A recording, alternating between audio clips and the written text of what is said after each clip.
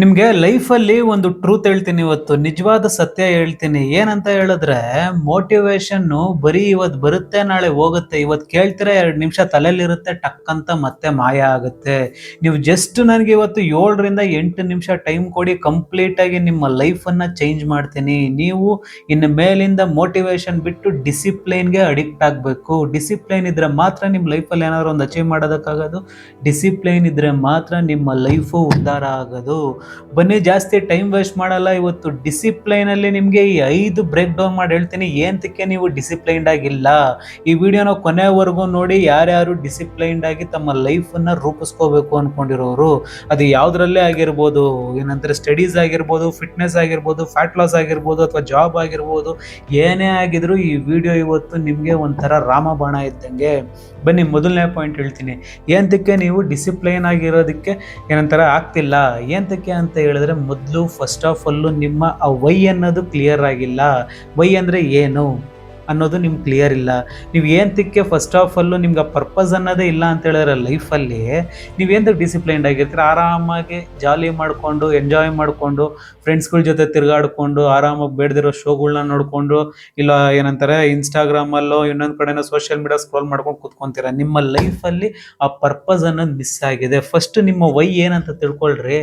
ನಿಮ್ಮ ವೈ ಏನು ಅಂತ ಕ್ಲಿಯರ್ ಆಯಿತು ಅಂತ ಹೇಳಿದ್ರೆ ನಿಮ್ಮ ಲೈಫಲ್ಲಿ ಅರ್ಧ ಕ್ಲಾರಿಟಿ ಸಿಕ್ಕುತ್ತೆ. ಆ ಕ್ಲಾರಿಟಿ ಇದ್ದಾಗ ಮಾತ್ರ ನಮ್ಮ ಲೈಫಲ್ಲಿ ಅದು ಸ್ಟಡೀಸ್ ಆಗಿರ್ಬೋದು, ಕರಿಯರ್ ಆಗಿರ್ಬೋದು, ಅಥವಾ ಫಿಟ್ನೆಸ್ ಆಗಿರ್ಬೋದು, ಫ್ಯಾಟ್ ಲಾಸ್ ಏನೇ ಆಗಿರ್ಬೋದು, ಅಲ್ಲಿ ವೈ ಅನ್ನೋದು ಬೇಕು. ನನ್ನ ಪರ್ಪಸ್ ಏನು.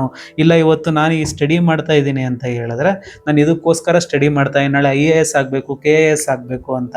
ಅಥವಾ ಇಲ್ಲ ನಾನೇನೋ ಫಿಟ್ನೆಸ್ ಲೆವೆಲಲ್ಲಿ ಇದ್ದೀನಿ ಅಂತ ಹೇಳಿದ್ರೆ, ಇಲ್ಲ ನಾನು ಮಸಲ್ ಗೇನ್ ಮಾಡಬೇಕು, ಇಲ್ಲ ನಾನು ಫ್ಯಾಟ್ ಲಾಸ್ ಮಾಡಬೇಕು. ಸುಮ್ಮನೆ ಎಲ್ಲೋ ಒಂದು ಕಡೆ ಮೋಟಿವೇಶನ್ ತೊಗೊಬಿಡೋದು.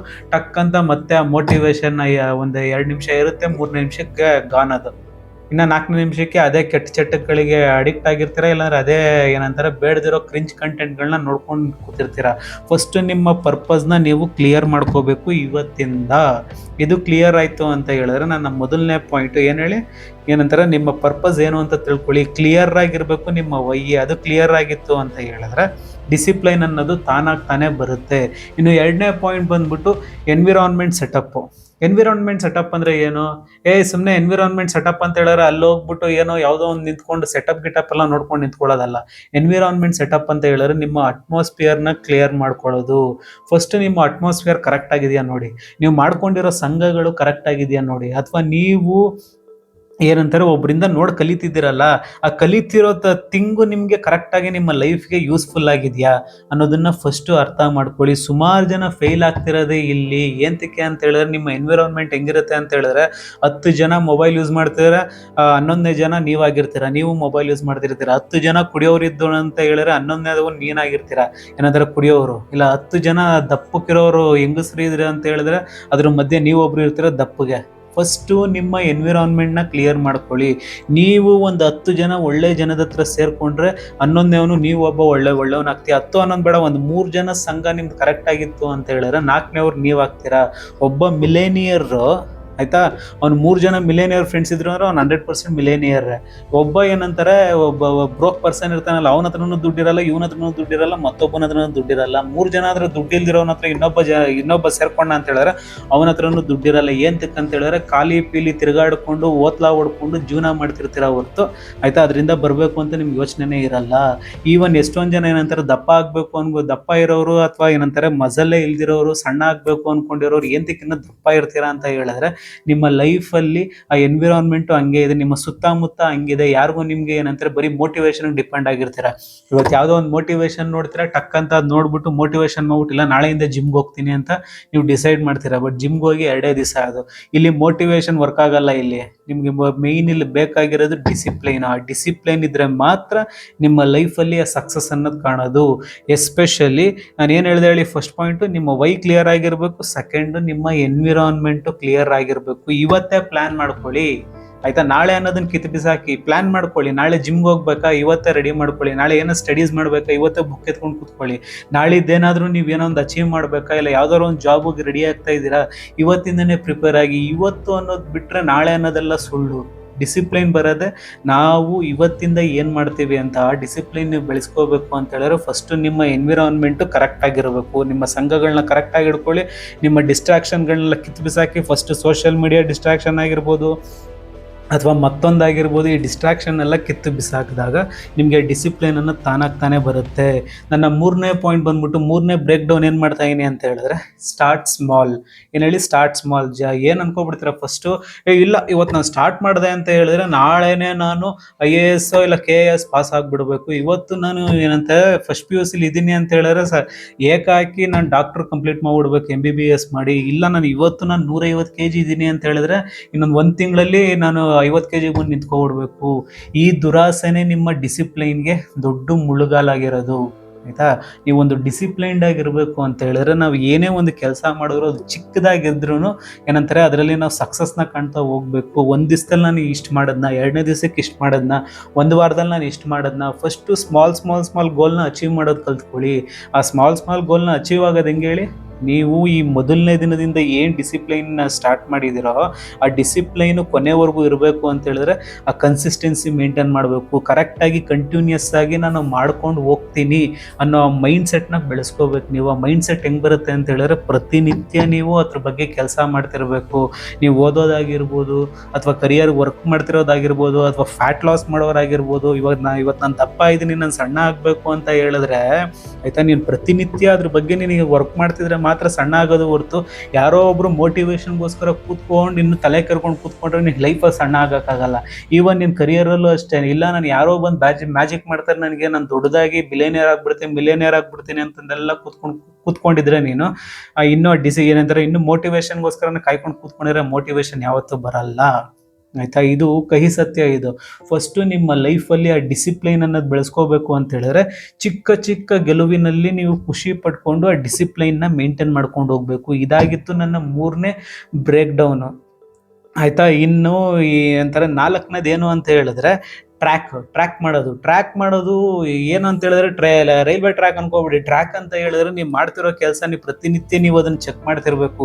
ಇಲ್ಲ ನಾನು ಕರೆಕ್ಟಾಗಿ ಮಾಡ್ತಾ ಇದ್ದೀನ ಈ ಕೆಲಸನ, ಇಲ್ಲ ನೀವೇನೋ ಒಂದು ಸ್ಟಡಿ ಮಾಡ್ತಾ ಇರ್ತೀರ. ಇವತ್ತು ನಾನು 1 ಪೇಜ್ ಕಂಪ್ಲೀಟ್ ಮಾಡಿದವಳು ಮತ್ತೆ ನಾನು 4ನೇ ಪೇಜ್ ಬಂದಿದ್ದೀನಿ ಅಂತ ಹೇಳಿದ್ರೆ 1ನೇ ಪೇಜು 2ನೇ ಪೇಜು 3ನೇ ಪೇಜನ್ನು ಪೂರ್ತಿ ಕಂಪ್ಲೀಟ್ ಮಾಡಿದ್ದೀನಿ ಅಂದ್ಬಿಟ್ಟು ನೀವು ಫಸ್ಟ್ ರಿವ್ಯೂ ಮಾಡ್ಬೇಕು, ಅದನ್ನು ಚೆಕ್ ಮಾಡಬೇಕು. ಅದೇ ರೀತಿ ನಿಮ್ಮ ಕರಿಯರಲ್ಲೂ ಅಷ್ಟೇ, ನಾನು ಕರೆಕ್ಟಾಗಿ ಸ್ಟೆಪ್ ಬೈ ಸ್ಟೆಪ್ ಹೋಗ್ತಾ ಇದ್ದೀನ, ನಾನು ಕರೆಕ್ಟಾಗಿ ವರ್ಕ್ ಮಾಡ್ತಾ ಇದ್ದೀನ, ಇಲ್ಲ ಏನಾದ್ರು ಒಂದು ಸಾಧನೆ ಮಾಡಬೇಕು, ಒಂದು ಬಿಸ್ನೆಸ್ ಮಾಡಬೇಕು ಅಂತ ಹೇಳಿದ್ರೆ ಇವತ್ತು ನೀವು ಬಿಸ್ನೆಸ್ ಸ್ಟಾರ್ಟ್ ಮಾಡಿದ್ರೆ ಅಂದರೆ ಬರೀ ಬಂಡವಾಳ ಹಾಕಿದ್ರೆ ಸಾಲದು.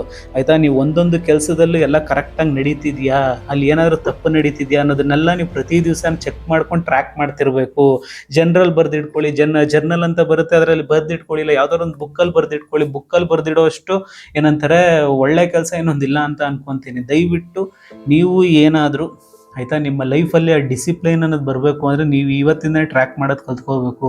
ಇವತ್ತು ಯಾರಾದರೂ ಫ್ಯಾಟ್ ಲಾಸ್ ಮಾಡ್ತಿದ್ದೀರಾ ಇಲ್ಲ ವೆಯ್ಟ್ ಲಾಸ್ ಮಾಡ್ತಿದ್ದೀರಾ ಅಂತ ಹೇಳಿದ್ರೆ ಅದನ್ನು ನೀವು ಏನಂತಾರೆ ಸುಮ್ಮನೆ ನಾನು ಡಯಟ್ನ ಫಾಲೋ ಮಾಡೋದು, ಎಕ್ಸಸೈಸ್ ಮಾಡಿದ್ರೆ ಸಾಲದು. ಇವತ್ತಿನ ದಿವಸ ನಾನೆಲ್ಲ ಕಂಪ್ಲೀಟ್ ಮಾಡೋದನ್ನ ಕರೆಕ್ಟಾಗಿ, ಮತ್ತು ನಾಳೆ ದಿವಸ ನಾನು ಇದನ್ನು ಕರೆಕ್ಟಾಗಿ ಮಾಡಬೇಕಾ ಅನ್ನೋದನ್ನೆಲ್ಲ ಕಂಪ್ಲೀಟಾಗಿ ಅವತ್ತಿನ ದಿವಸದ್ದು ನೀವು ಸಂಜೆ ಬಂದು ಟ್ರ್ಯಾಕ್ ಮಾಡ್ತಿರ್ಬೇಕು. ಅದು ಯಾವುದೇ ಕೆಲಸ ಆಗಿರ್ಬೋದು. ನೀವು ಡಿಸಿಪ್ಲಿನ್ ಬೆಳೆಸ್ಕೋಬೇಕು ಅಂದರೆ ಈ ಥರ ಟ್ರ್ಯಾಕಿಂಗ್ ಮಾಡೋ ಅಭ್ಯಾಸನ ನೀವು ಫಸ್ಟು ರೂಢಿಸ್ಕೋಬೇಕು.